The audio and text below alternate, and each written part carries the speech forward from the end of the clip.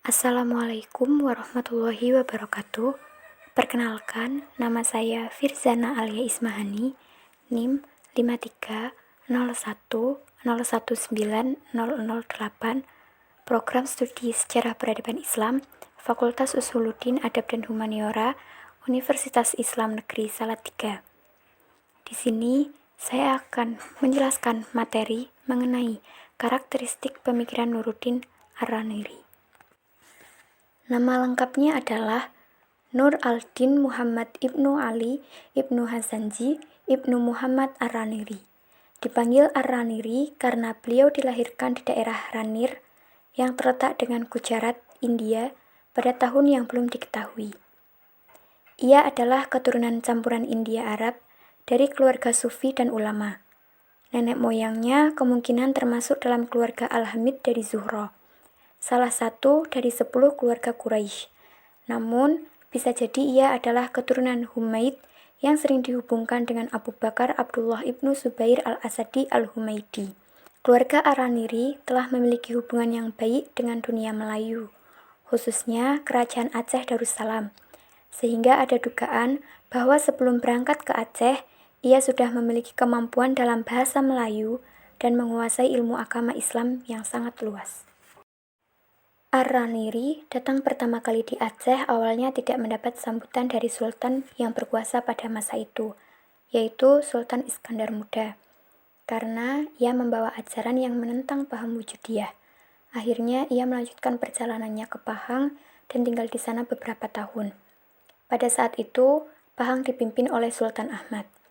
Iskandar Sani yang kemudian menjadi Sultan Aceh menggantikan Iskandar Muda adalah putra Sultan Ahmad. Ketika dibawa ke Aceh, ia masih berusia 7 tahun, sehingga tatkala Ar-Raniri datang ke Aceh, maka ia sudah dikenal sebelumnya. Pada masa Iskandar Sani, ia kembali ke Aceh dan menetap di sana dari tahun 1637 sampai 1644 di bawah perlindungan Sultan. Ketika berada di Aceh untuk kedua kalinya, ia mendapat tempat di istana dan banyak menghasilkan tulisan. Ar-Raniri juga sering dikenal sebagai seorang syekh dalam tarekat Rifaiyah yang didirikan oleh Ahmad Rifai.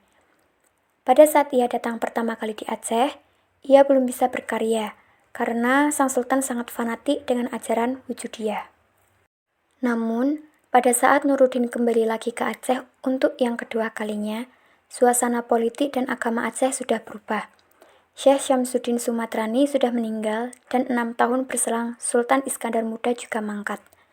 Kemudian kerajaan Aceh dipimpin oleh Iskandar Sani berasal dari Pahang yang tidak lain merupakan menantu dari Sultan Iskandar Muda sendiri.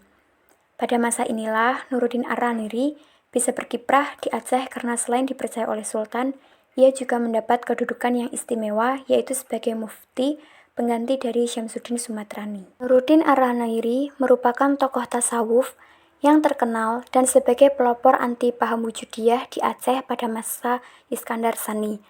Otaknya yang sangat cerdas dan encer berhasil menjatuhkan dan melenyapkan paham tersebut.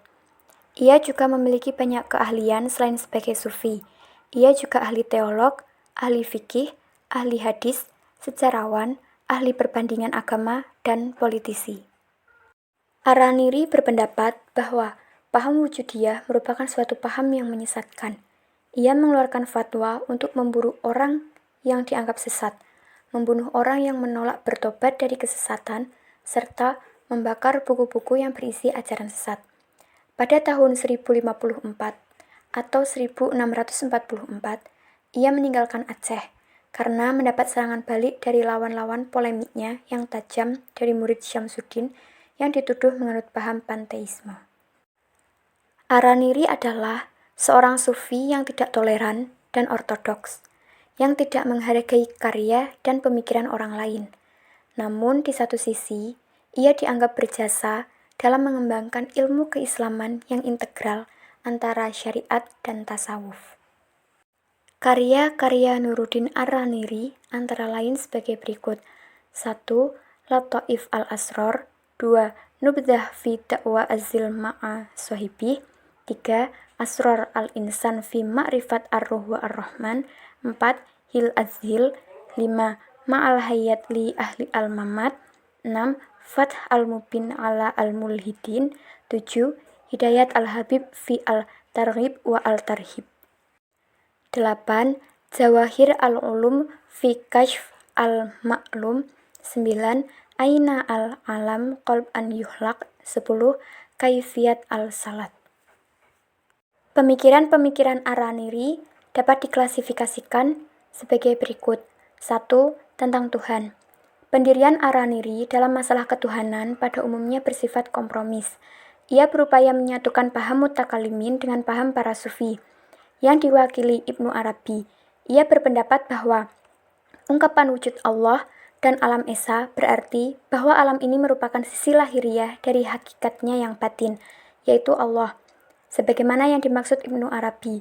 Namun, ungkapan itu pada hakikatnya adalah bahwa alam ini tidak ada, jadi tidak dapat dikatakan bahwa alam ini berbeda atau bersatu dengan Allah. Pandangan Ar-Raniri hampir sama dengan Ibnu Arabi, bahwa alam ini merupakan tajalli Allah. Namun, tafsirannya di atas membuatnya terlepas dari label panteisme Ibnu Arabi. 2. Tentang alam. Ar-Raniri berpendapat bahwa alam ini diciptakan Allah melalui tajalli. Ia menolak teori al-faid Al-Farabi karena akan membawa kepada pengakuan bahwa alam ini qadim, sehingga dapat jatuh kepada kemusyrikan. Allah dan falak menurutnya merupakan wadah tajalli asma dan sifat Allah dalam bentuk yang konkret. Sifat ilmu bertajalli pada alam akal. Nama Rahman bertajalli pada Arsh. Nama Rahim bertajalli pada Kursh.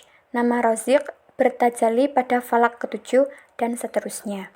3. Tentang manusia. Menurut Ar-Raniri merupakan makhluk Allah yang paling sempurna di dunia ini, sebab merupakan khalifah Allah di bumi yang dijadikan sesuai dengan citranya. Juga karena ia merupakan mazhar tempat kenyataan asma dan sifat Allah paling lengkap dan menyeluruh. Konsep insan kamil, katanya, pada dasarnya hampir sama dengan apa yang telah digariskan Ibnu Arabi. 4. Wujudiyah.